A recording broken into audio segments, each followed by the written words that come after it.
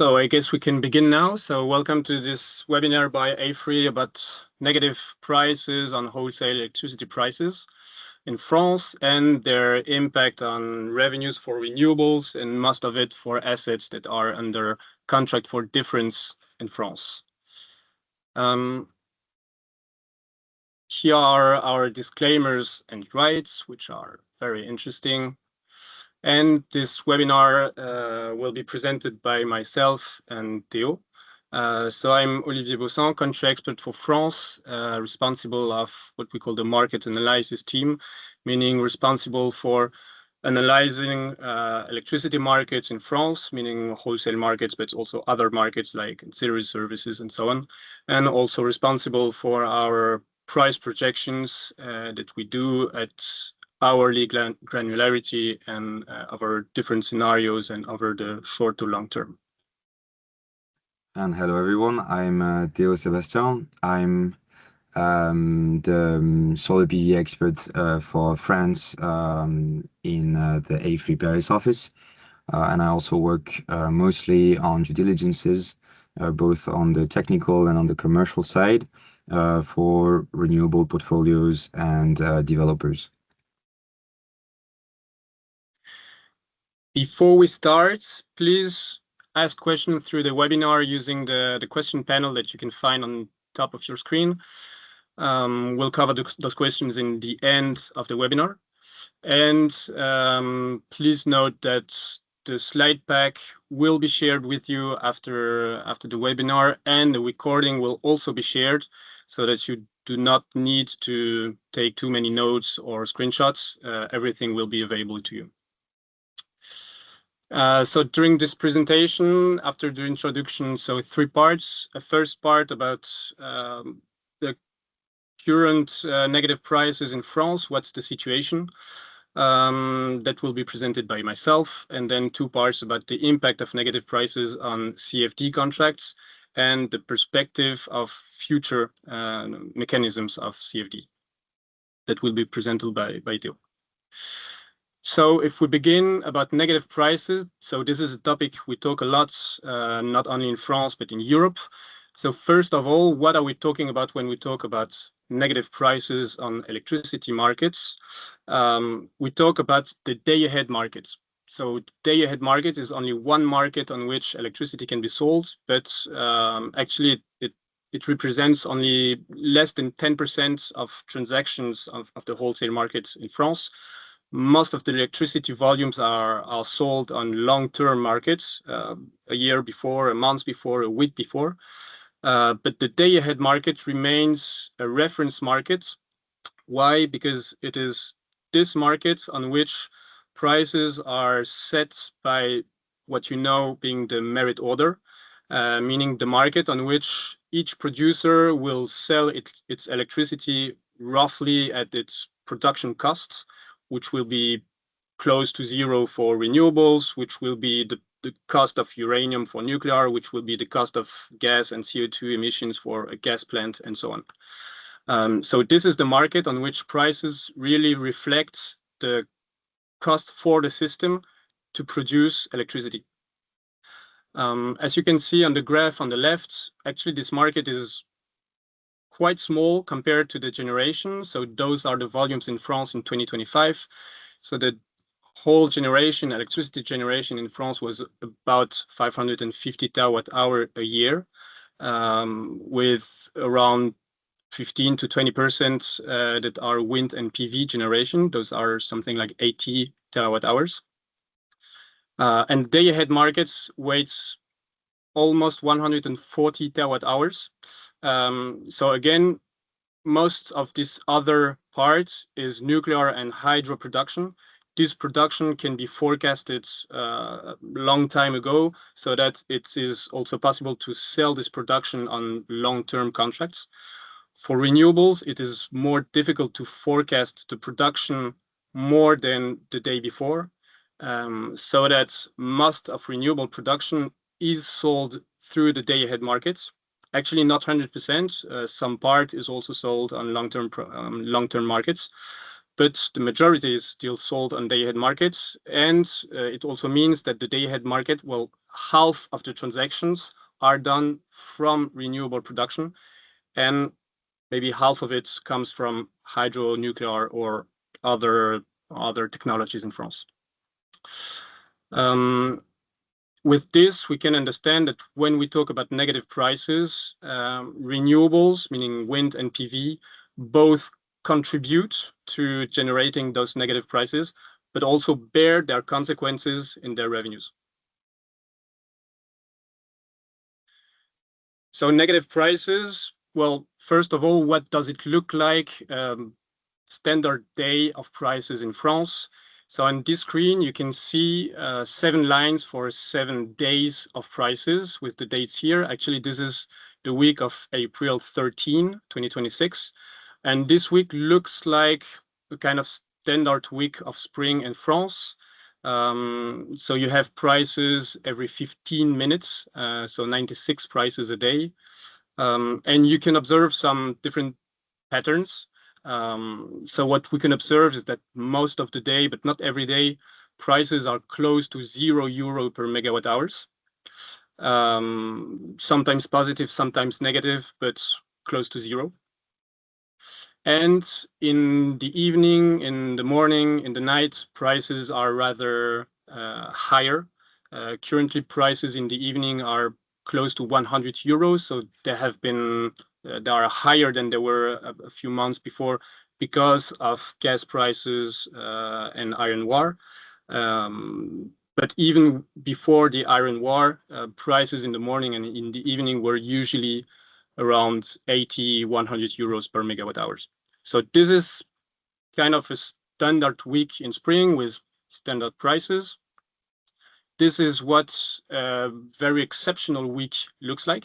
Actually, this is the week of April 20th. So you have heard, obviously, that a lot of negative prices and very negative prices occurred lately.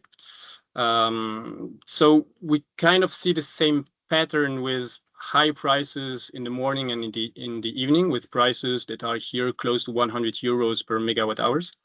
But during the day, prices are not only negative, but very negative.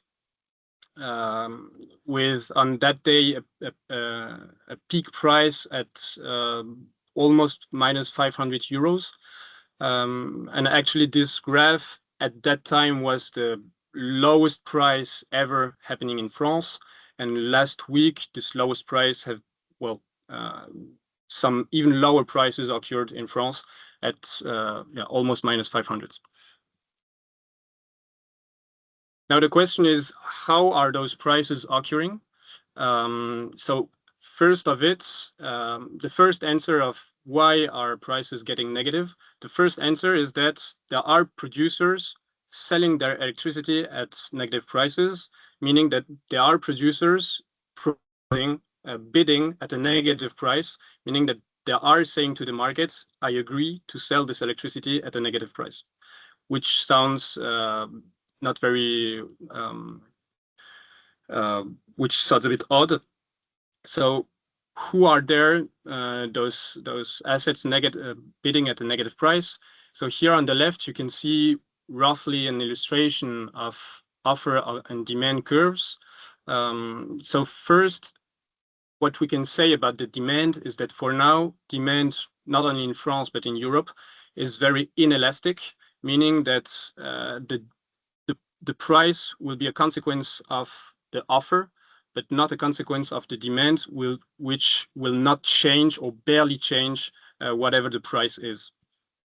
So the offer curve is more smooth, with first some assets bidding at minus €500. So who are those assets? Well, minus €500 first is the minimum legal that can be bid on the day-ahead market, meaning that prices will never go below minus 500. This is on the market. This is just not possible. But still, some assets are bidding at minus 500. So who are there? There are actually mostly renewables under feed-in tariff. So feed-in tariff are a certain kind of subsidy scheme. And even if subsidized, those assets will propose their electricity on the day-ahead market, even if subsidized, and then they will get a compensation from the state on what the price was, what the market price was, and what the strike price from their contract is. And the difference will be paid by the states. So why are those assets bidding at such a low level?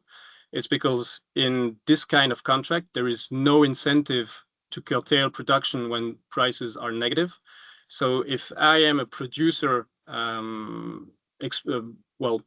operating such an asset, my main goal is to be the first one on the merit order, to produce as much as possible and not curtail, and get my strike price on this volume of production. So I will bid to the minimum legal to be the first one on the merit order. Second type of assets that will mostly bid negative, but not at -500, but rather at different values, are thermal plants with inertia. For some plants, so in France, it would be a lot the case for nuclear energy. It would be cheaper to sell production at a negative price rather than to cut production, which has an impact on my assets, which has an impact on people, which is technically not always possible to do. So that I will prefer proposing this electricity at a negative price rather than shutting down production. Then on my graph, I will have a lot of assets that will bid at €0 price or close to zero. Actually, this would be obviously merchant renewables plants who will bid at their production costs, and assets under contract for difference. So why is there a difference between assets RES under feed-in tariff and RES under contract for difference? It's because on this type of contracts, there is an incentive to curtail during negative prices. Theo will be able to talk more about this, but for CfDs, you will get your compensation only if you've been curtailing during negative prices. So that's the best for you is to bid at this price at zero. Why? Because if the clearing price is negative, you have been bidding higher, meaning that no one has been purchasing your electricity, so that you can curtail and you will be balanced compared to what you had said to the market.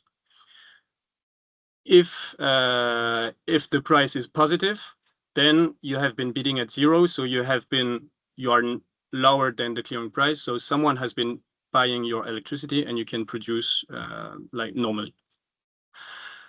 This is true in France, but obviously those mechanisms also work in neighboring countries, so that negative prices, those subsidy schemes and inertia issues also occur in Spain, in Great Britain, in Germany, and we can import negative prices from neighboring country or also export them from France. Now that we said that regarding renewables, some will bid at a negative price, some will bid at a price close to zero. The question is now in 2025, which are the main routes to market in France? Well, actually, around 60% of the solar PV production is still under feed-in tariff, and meaning that 60% will rather bid at this -€500 per megawatt hour price, and 40% will be rather close to zero in theory. For wind energy, it's a bit more diffuse, with a third of wind energy still under feed-in tariffs, and actually for wind energy it will be rather old assets, because for new contracts only CfDs will be available for wind energy and feed-in tariffs won't be available anymore. Now, we understand why negative prices are occurring. Now we can look a bit about statistics. How has it been evolving in the latest years? So this first slide about historical negative prices is about the number of occurrences a year in terms of hours. So there are 8,760 hours a year. And you can see the number of hours of occurrence each year. So in 2025, there were 509 hours of negative prices in France, and this represents almost 6% of the time. And you can see that obviously this has been increasing a lot. It looks like it's been increasing a lot since 2022. Actually, 2022 was also the crisis year with Ukrainian war and very high prices overall in Europe, so that those high prices have also hidden this negative price phenomenon.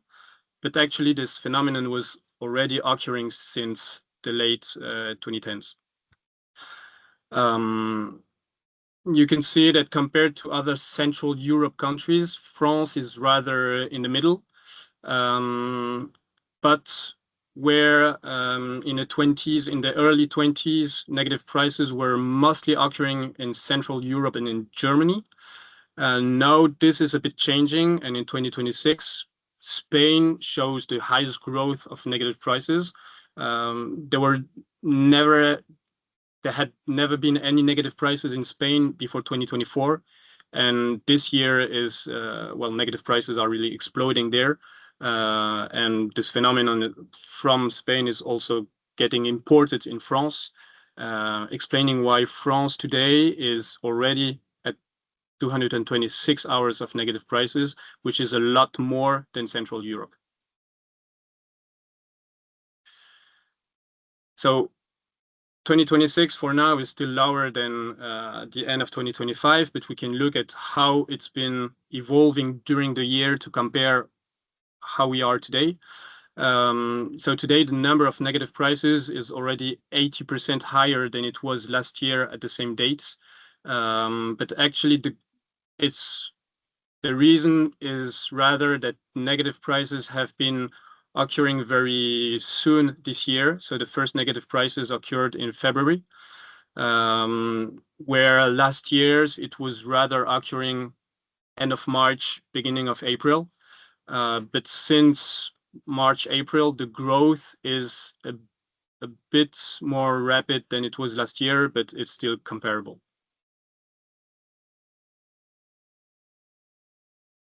Now, those negative prices, what's also very interesting is when are they occurring? Because negative prices are not just occurring at random hours in the year. In this table, sorry. So you can see here the 12 months a year and the 24 hours a day. And each case represents the number of hours occurring per month and per hour in 2025, with a sum of 509 hours last year. And this big red bubble here shows you that most of negative prices last year occurred during summer months, sorry, and during daylight hours. So for a few figures, 95% of prices occurred from April to September. Almost 90% occurred from 10 a.m. to 5 p.m. and 50% occurred during Saturdays and Sundays. And actually this does not include holiday days, but if we were to count for non-working days overall, it would be a lot more than just 50%.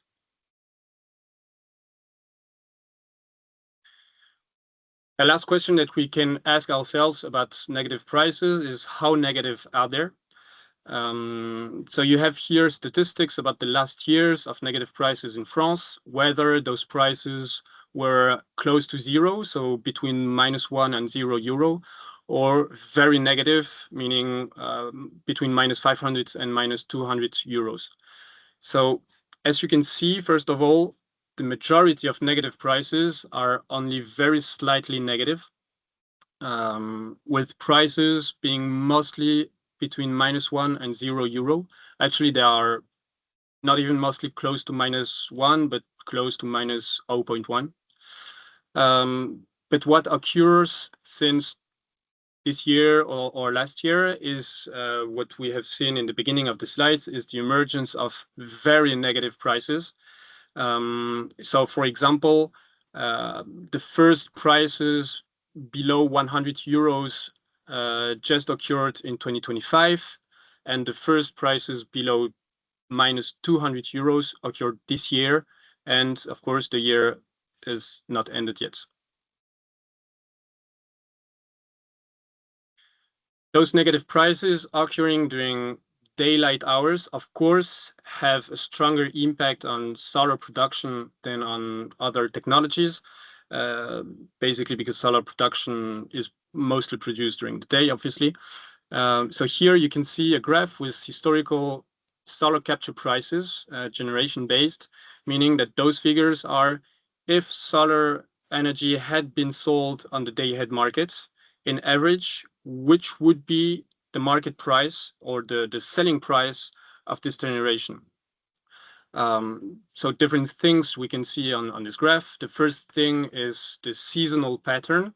So obviously prices are higher in winter than they are in summer, because in winter demand is higher, because in winter generation of solar production, for example, is lower.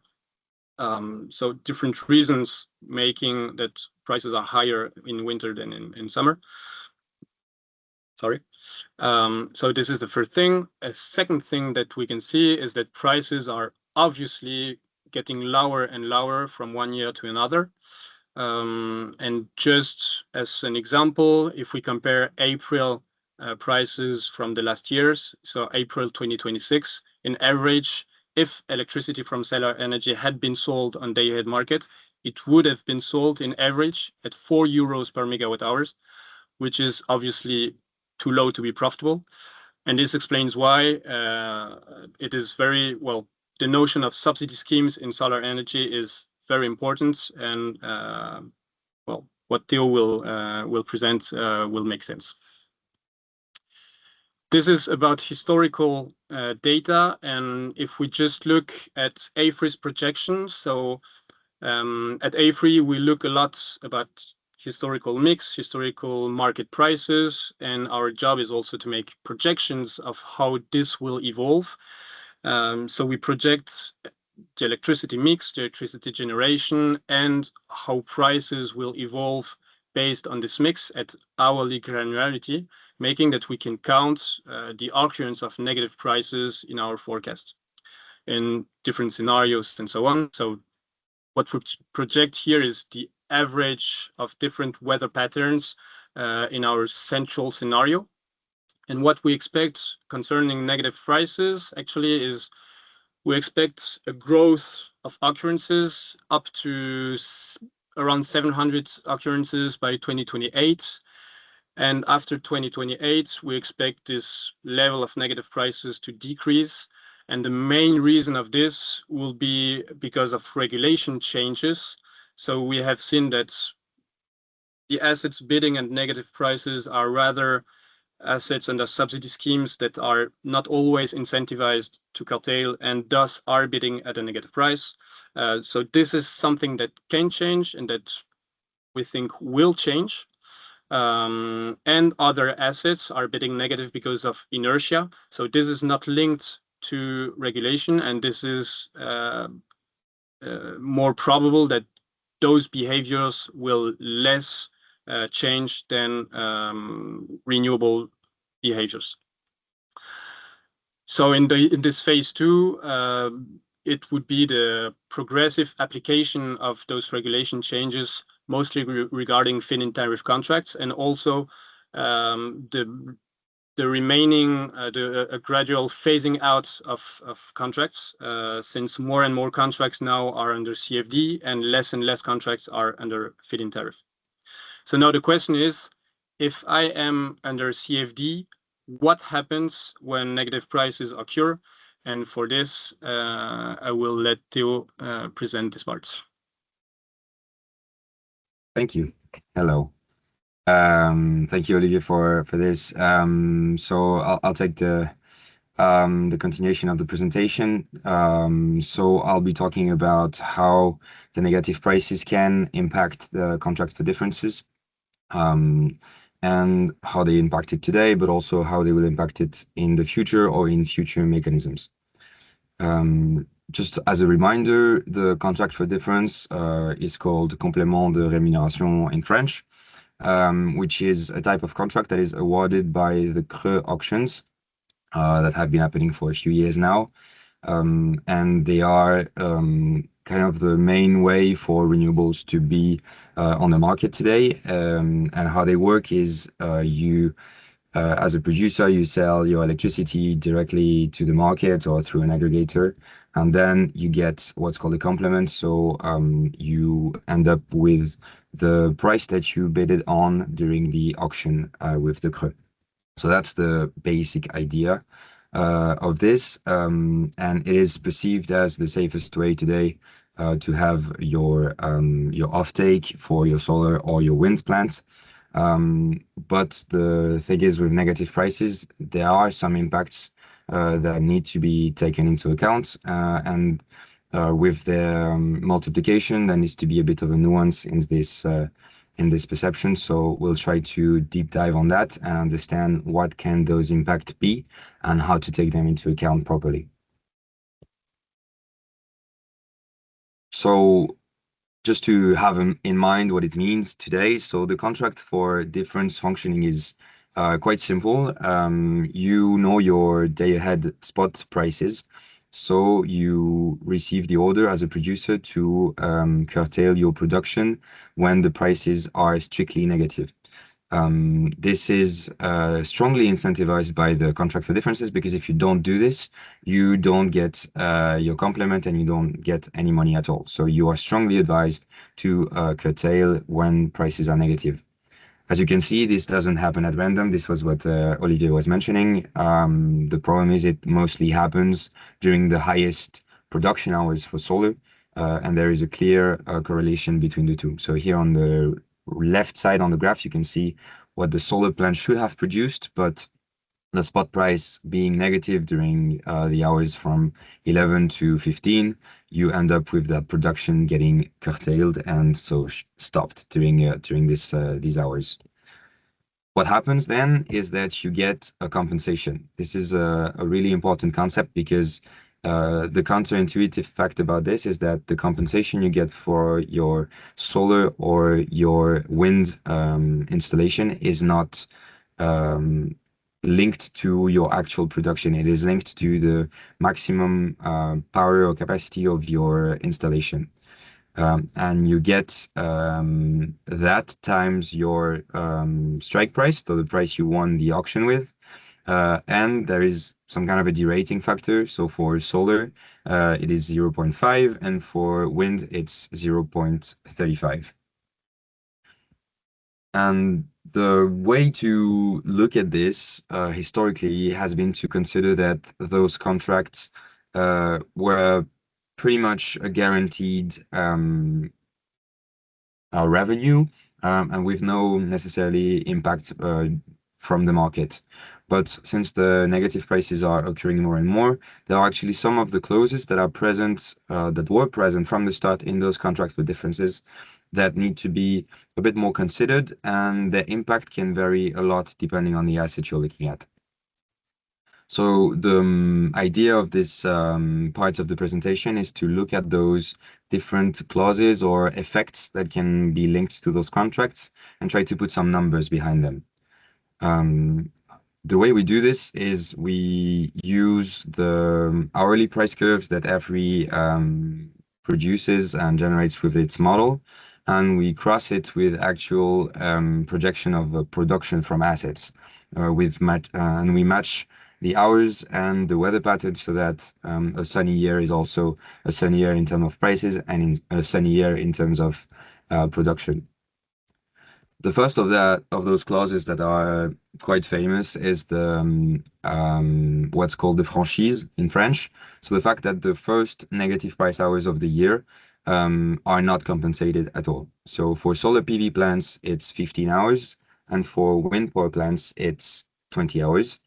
And the impact on revenue is well known and actually not that complicated to estimate. It's around 0.5%. So not that much, but still something that is to keep in mind. And then there is another mechanism that is typically said to compensate overall. So on the previous slide, you saw that there is that you always get a fixed compensation that is not linked to your actual production.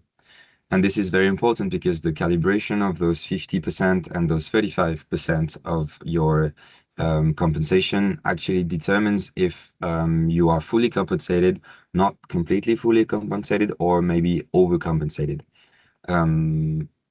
Because, for example, if you're a solar plant and you were supposed to produce very little because it was early in the morning, but you get shut down because of negative price hours, you will still get the same amount of money that you would have received later during the day when you are in full-blown production.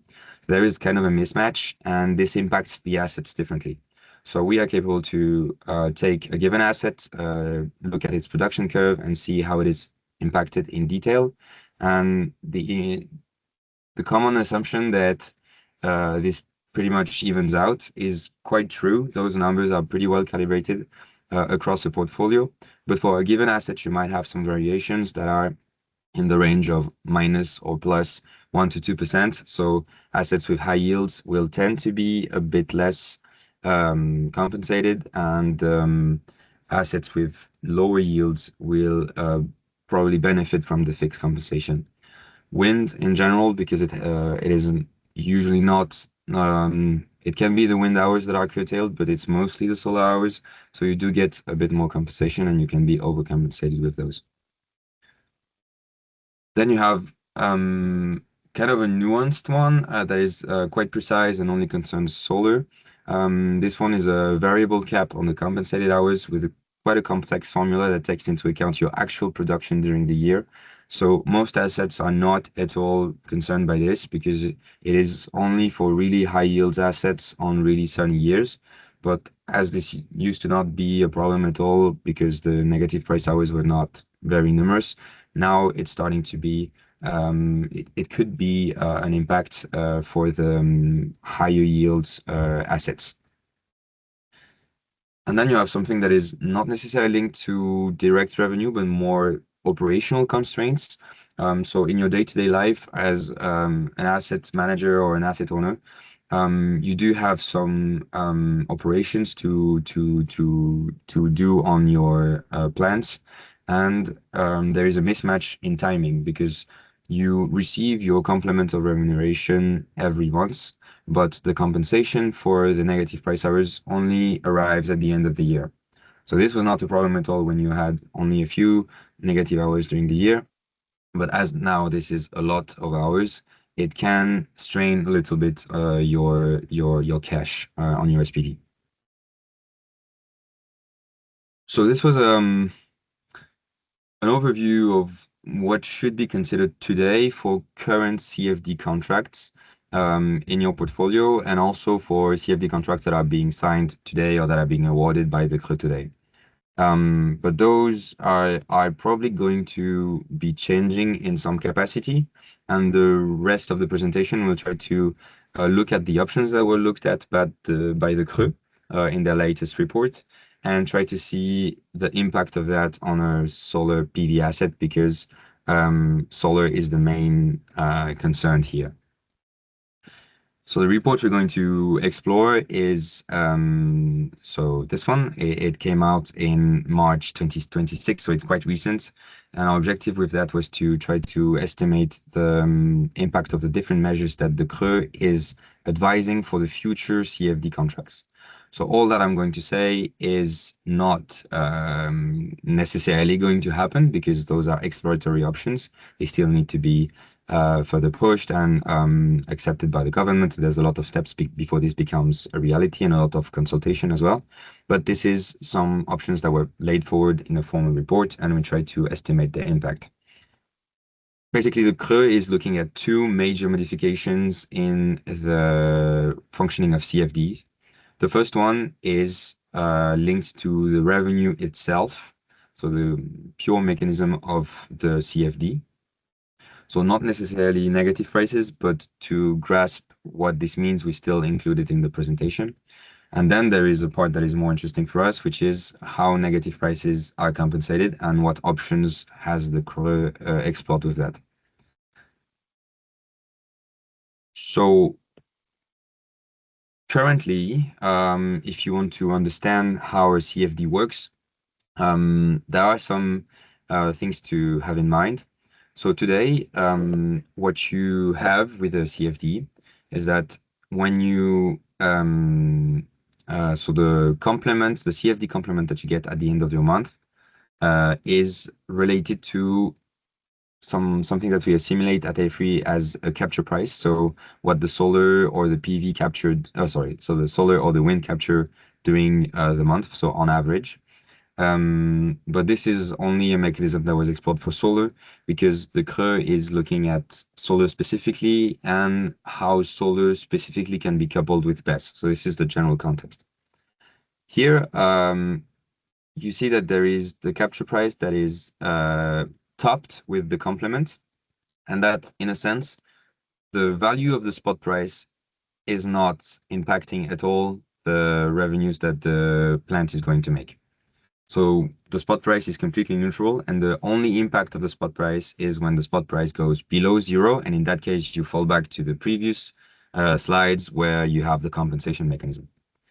What the CRE wants to propose to amend is changing that M0, so that capture price reference, to replace it with a spot price reference. And this makes it a bit more complex to grasp, and also at face value, more detrimental for solar PV plants. The reasoning behind this is that the market is sending signals and that the renewable plants should also take those signals into account. And one way of doing that is to better take into account the spot price variations. So now, instead of just receiving the difference between the capture price and your strike price, so for example, if you have a contract at 85, you receive the difference between the spot price here and your strike price at 85. So the reference is changing. It basically instead of referencing your specific type of asset, solar, you are referencing the market as a whole. And this means that the difference that you are capturing, that you are getting with your complement, so here, is directly on top of your revenues, but it's not reaching the 85. So this looks not that good for solar, and the idea behind the reasoning of the CRE is that if you add BESS, so the example they take is 2-hour BESS, to your solar PV system, you can get close to that spot price, and hence you will end up with something that looks like an M0 in a traditional M0 in your PV plant. So that was the part on M0, and now we'll move on to the part on how they propose to treat negative prices. The link with that discussion is that there have been a lot of discussions in the renewable ecosystem about what could be done for those negative prices compensation. So a few ideas have been given and shared, and the CRE kind of did a systematic assessment of those options that were mentioned. So there are 3 of them, and they have different impacts, but the end result is kind of the same. The first one that they explored, and it is also their favorite option, is to shift from a franchise of 15 hours a year, so 15 hours that are not compensated during a year, to a daily 2 hours that are not compensated. So the first 2 hours of each day is not compensated at all. Why they find this elegant is because this is a clear incentive to add a 2-hour BESS to the solar assets, because then you can just shift your production from those 2 hours that you would be wasting because of curtailment and uncompensated curtailment, and instead feed your BESS with it and inject it later during the day, and you will end up with something that is closer to the current revenue. However, if you don't have a BESS, the simulated impact on revenues that we estimate is around 40%. So that means either you report that on your strike price, on the price that you bid to the CRE auction, or you add a BESS, which is basically what the CRE wants to encourage with this, but they did not necessarily give a number of the impact. The second option that is a bit more straightforward is, as I mentioned before, there is this question of calibration of those 50% of Pmax, of the maximum power of your plant. They propose that it could be halved, so from 50 to 25. This is a bit more easy to calculate because you don't necessarily need to have an hour by hour estimation of negative price hours, and you end up with something like minus 45% on revenues for PV without BESS. And then the last one that was thrown around a lot was the 300 hours uncompensated hours. This is not really favored because it's really arbitrary as a number, and it does not really cap what the government would have to pay for the support. So it's not really favored as well, and the impact is pretty much the same. All of this to say that there is a clear incentive with those explored mechanism to encourage BESS assets, because the conclusion of the report is that those solar PV plus BESS asset would probably be competing in a same auction, meaning that standalone solar PV would start with a really strong disadvantage of those 45% minus revenues, which means that the BESS would probably become something of a must. So that is really their goal with that exploration, and especially the M0 change, is to get closer to the spot prices and have the assets generally more exposed to the markets. Again, as a reminder, this is only concerning the future auctions. This is not meant to be something that is retroactive or that would apply to current assets, but it's something to have in mind in your pipeline and in trying to design your future auction strategies. In general, this means that what used to be quite easy to forecast and to put in a business plan is evolving, and already on assets that are today under CfD, but also for future assets, you need more modeling capabilities because you need to be able to take into consideration the hourly prices and the specificity of each asset to have a realistic estimation of the impact of the negative prices. This is kind of the advertising moment where I'll tell you why we are the best option to do that, because we have the advantage of proposing hourly prices projections that can be really tied to a specific meteorological year. And with that meteorological year, we're able to input the full technical characteristics of each solar or wind installation in a tool that we have online that's called AFRY Analytics. And that gives us production curves that matches those meteorological years, which is a prerequisite if you want to have something that makes sense, because you want your very sunny days with negative hours to also be very sunny days for your production curves. So the tying of those two is absolutely paramount, or you will have results that are completely different from reality. And we are able to do that and to accompany you with that. And the other point is that all of this is really prospective, meaning that the regulation and the politics and the different schemes are both really heatedly discussed in the ecosystem, in the government, in the different actors. And it means that to have scenarios that make sense and that are able to capture the complexity of those discussions, you need to follow regulation very closely. And this is what we are able to do, and this is what we can accompany you with. So that concludes our session for today with those potential impact and those explorative scenario using our negative price hours projection. Just as a reminder, you have the slide pack that will be emailed to all attendees as soon as they are available. So you can, no need to take screenshots. We already will send you the full pack. And we are also available by email after the session for any additional questions or requests. We have our contacts just afterwards. But now I guess we can take some time to answer the questions that were put in the chat. If you haven't done so yet, please feel free to put them in the Q&A part.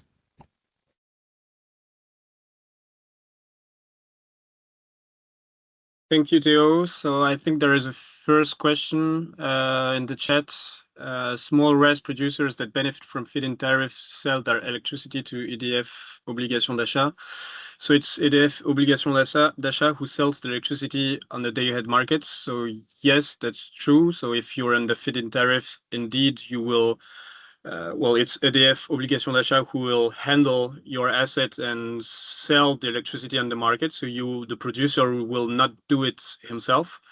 But actually, it makes sense that EDF obligation d'achat sells the electricity on the market, because if you produce electricity, you need that someone somewhere is consuming this electricity.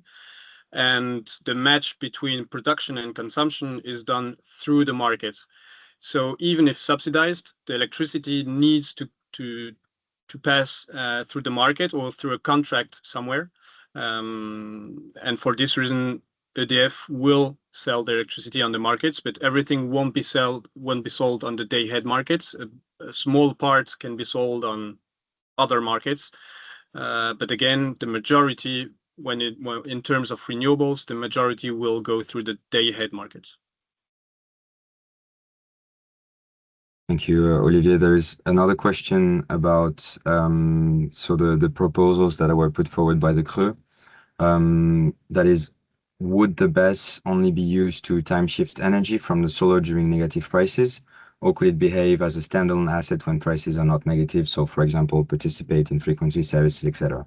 So this is an interesting point, and actually this makes a lot of sense in terms of how the BESS could make additional revenues and also be able to handle the additional capex that would incur. Really, the idea of the CRE in that report was more to look at a solution that could be implemented easily without really changing too much the grid connection, because you would only shift production, shift injection from 1 hour to the other, but it would still be injection, and it would still be the best charging from the solar asset directly, and hence not necessarily getting energy from the grid. This in itself is already a change, because with the current CfD contracts, you cannot do this. You really have to curtail completely your PV production during negative price hours. You cannot use your PV production to inject it in a BESS, even if you had one, because you really need the solar PV to be curtailed. So the main shift that they want to introduce, that they mentioned they would introduce, is that you measure the fact that the plant is curtailed at delivery point and not necessarily at the out of the solar PV plant. So in a way, it's not explicitly said that it would make revenues that way, but it does imply that to have those type of assets, you would need a different grid connection that would support the withdrawal of energy from the grid, which is not necessarily the same and could be more complex to find capacity, because as we know, finding capacity for BESS today is not easy, and it doesn't make a lot of sense to have those assets having more trouble than before to get out of the ground.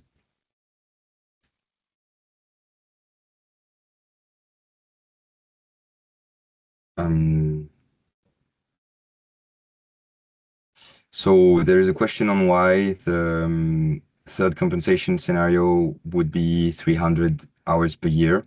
I think it was probably to roughly represent the half of the hours, but the CRE itself said it is an arbitrary choice, so I don't think there is much more behind this. Then there is a question about whether the PV auction in July will be concerned from any of the new mechanism that was shown in the second part of the presentation. No, these are only exploratory pathways. It's not being integrated in the auctions for now. And then there is a question of would that be for the PPE3 auctions then?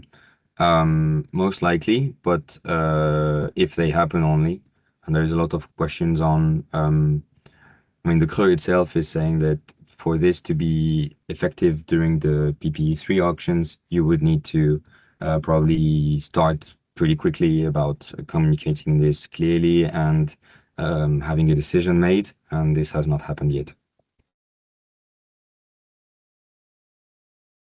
And yes, the goal is explicitly to reduce compensation from the government.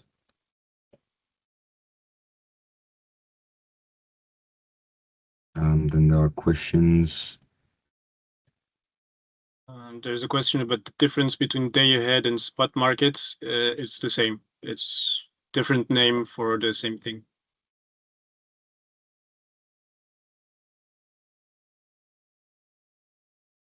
Then there is the 1 million question about if we see collocated PV plus BESS projects better compared to standalone BESS. It's a difficult question because today, as I mentioned before, collocation in France is strongly limited by the current regulation. So as I mentioned, if you are under a CRE tariff, which is the most sorry, not CRE tariff, CRE CfD, which is the most advantageous way of having an offtake, you are constrained by the fact that you absolutely need to curtail your full PV plant and not just and you cannot inject it into a BESS. So for now, the model pretty much doesn't exist under the CfD auction, so it's really hard to compare to a standalone BESS. And also in nature, they would be a lot more different. The standalone BESS today, we also propose flexibility reports that forecast the different reserve markets and how much a BESS could make today, what the IRRs and how standalone BESS are faring today. But they are a really different class of asset compared to an hybrid plant, because the hybrid plant under that scheme would be trying to replicate some kind of equivalence to a current CfD scheme that is highly secured. So one is probably more risky than the other, but today they don't exist.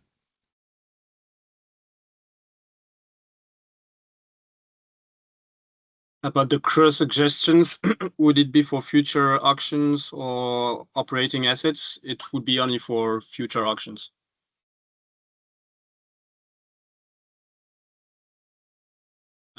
Is a developer fully compensated during negative prices, or does the developer only receive a specific premium when production is curtailed? Yeah, it receives the premium only if the production is 100% curtailed. And if there is some production, there is no premium. And the term fully compensated means the formula that was shown, which is half of the maximum power of the plant times the strike price. So full compensation actually means half of what the max power would have produced during an hour. So it's not exactly fully compensated.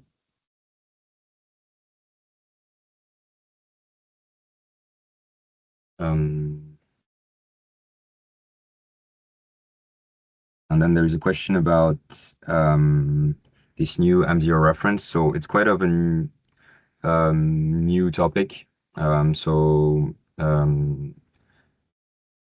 If quite clearly, if that was the only auction available for solar PV plants, there is a very, very clear incentive either to really raise your auction price, which would mean you would potentially lose the auction to compensate for the really, really important loss that would be derived from the new M0.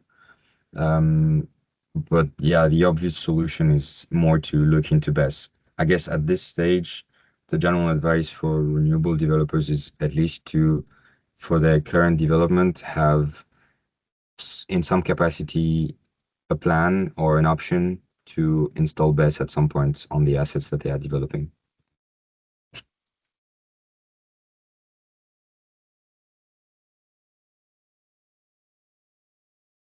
I don't see any more questions for now. How do you foresee the short-term evolution of CfD prices for solar projects? So do you expect prices to continue to decrease for coming years? Actually, on CfD prices, it's been a few years that prices have, well, maybe they've been decreasing very slightly, but they are more something like stable. But indeed, we expect that prices, well, Yeah, on that there are two main effects. The first one is there may be additional requirements for sourcing of components, for example, for PV, having Europeans that are European parts, which might increase the price a little bit. And on the other hand, you have probably more competition, as the options to get an offtake are reducing. So it's a bit of a game between which of the two effects will win. So at this stage, it's really not something we can give a precise opinion on.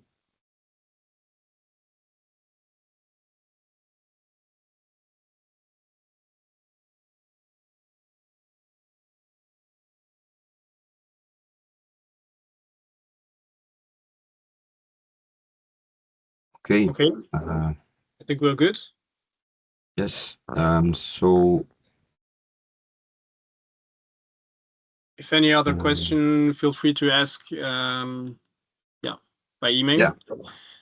Yes. You will receive the full presentation, and here are our contacts and the contacts of the head of both our practice divisions in AFRY Paris if you want to reach out directly.